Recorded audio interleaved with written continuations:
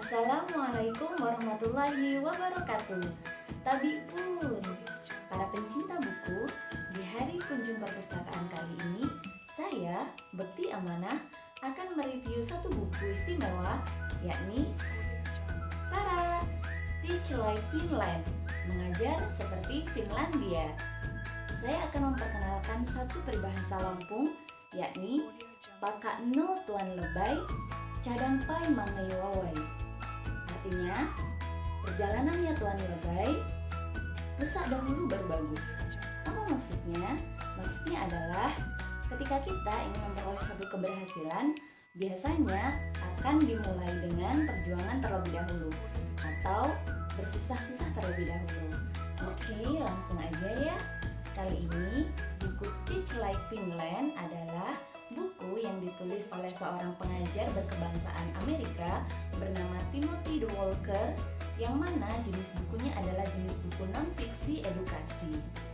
Oke, kita masuk ke pembahasan yang pertama terkait desain sampul dari buku Teach Like Finland.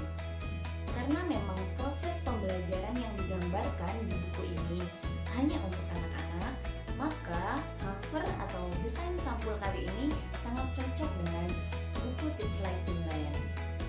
Yang kedua, tentang gambaran umum isi buku.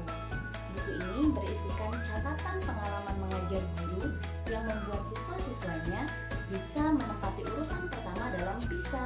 Apa itu? Program for International Student Assessment. Nah, buku ini ngasih kita bocoran tentang bagaimana Finlandia menjalankan pembelajaran selama ini. Yang ketiga, tentang siapakah penulis dari buku ini. Dia adalah Timothy D. Walker, seorang guru yang berkebangsaan Amerika kemudian pindah mengajar ke Finlandia. Di sana, beliau menceritakan bagaimana bedanya proses atau sistem mengajar di Amerika dan di Finlandia. Kalian bisa cek juga blognya, yaitu Taught by Finland. Yang keempat, tentang untuk siapakah buku ini tepat untuk dibaca. Yang pertama, untuk para akademisi, para pemerhati pendidikan, para pengambil kebijakan. Kemudian yang kedua, yaitu untuk para guru dan mahasiswa pendidikan. Kenapa? Karena memang mereka lah yang kemudian akan menjadi ujung tombak dalam proses pembelajaran. Yang ketiga, untuk para orang tua yang kemudian sangat peduli untuk masa depan pendidikan anak-anaknya. Yang masih bertanya, kenapa Finlandia? Kenapa bukan Amerika? Kenapa bukan Korea Selatan? Dan lain sebagainya. Nah, di buku ini Timothy D. Walker menggambarkan tentang bagaimana proses pembelajaran yang ada di Amerika dan perbandingannya dengan di Finlandia. Ketika beliau mengajar di Amerika, begitu banyak aturan yang kemudian membuat anak-anak dan para pengajar atau guru merasa stres dan tertekan. Kemudian yang menjadi perbandingan, ketika di Finlandia begitu banyak keceriaan, begitu banyak kebahagiaan yang ia rasakan dan juga para pelajar rasakan. Nah, untuk yang belum tahu PISA itu apa? PISA adalah Program for International Student Assessment yang membuat para pelajar yang ada di Finlandia menempati urutan pertama dalam reading, math, dan lain sebagainya, terutama science. Ada begitu banyak poin berharga yang disampaikan Timothy D. Walker dalam buku ini. Saya akan mencoba merangkumnya menjadi 3 poin besar. Yang pertama terkait dengan kesehatan fisik dan mental peserta didik. Ada kebiasaan yang cukup unik yang diadakan oleh pemerintah Finlandia melalui Departemen Pendidikannya. Apa itu contohnya? Di sana, setiap kali istirahat 15 menit, setiap peserta didik diperbolehkan menghirup udara segar, beraktivitas fisik, dan lain sebagainya. Pemerintah Finlandia sendiri menginisiasi gerakan Finnish Schools on the Move. Dan di tempat Timothy mengajar, mereka melakukannya dalam bentuk recess activator. Apa itu? Pembiat istirahat.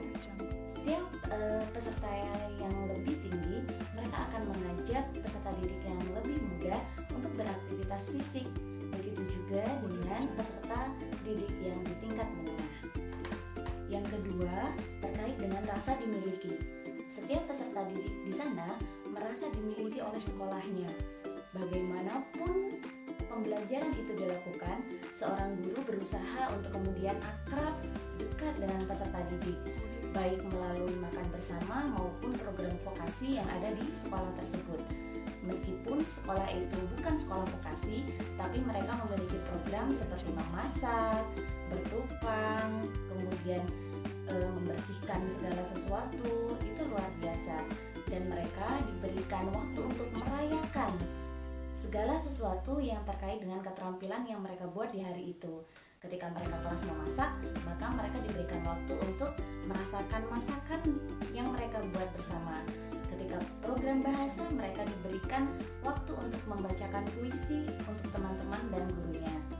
Yang terakhir terkait dengan menghapus bullying dengan program KIFA, Kiva Mista Fastan. Nah, atau artinya menghapus bullying. Meskipun Finlandia menjadi nomor 1 dalam hal pendidikan, tetapi bullying tetap terjadi di sana. Hanya penanganannya yang berbeda. Mereka memiliki guru yang kemudian didampingi dengan siswa yang lebih tua atau dengan tingkat yang lebih tinggi untuk menangani siswa-siswa yang mengalami pembulian. Dan itu menggunakan semacam program yang kemudian membuat mereka menyadari akan kesalahannya dengan cara mengidentifikasi masalah-masalah yang terjadi. Dan itu ternyata cukup efektif di dalam pergaulan mereka sesama remaja. Nah, untuk proses pembelajarannya sendiri, di Amerika lebih banyak menggunakan PJBL atau Project Based Learning. Sedangkan di Finlandia, bahkan segala sesuatu yang tradisional, sistem-sistem metode tradisional itu masih diterapkan. Bukankah di Indonesia juga seperti itu? Nah, kenapa di Finlandia mereka merasa bahagia, mereka bisa merasa luar biasa menjalani pendidikan dengan sangat senang hati, tapi di Indonesia tidak? Itu pertanyaan yang harus kita jawab bersama. So, silahkan membaca bukunya dan jangan lupa mengambil inspirasi sebanyak-banyaknya. Semoga inspirasi yang bisa kita dapat dari buku Teach Like Finland ini menjadi penggerak kita untuk kemudian terus berkarya di bidang pendidikan.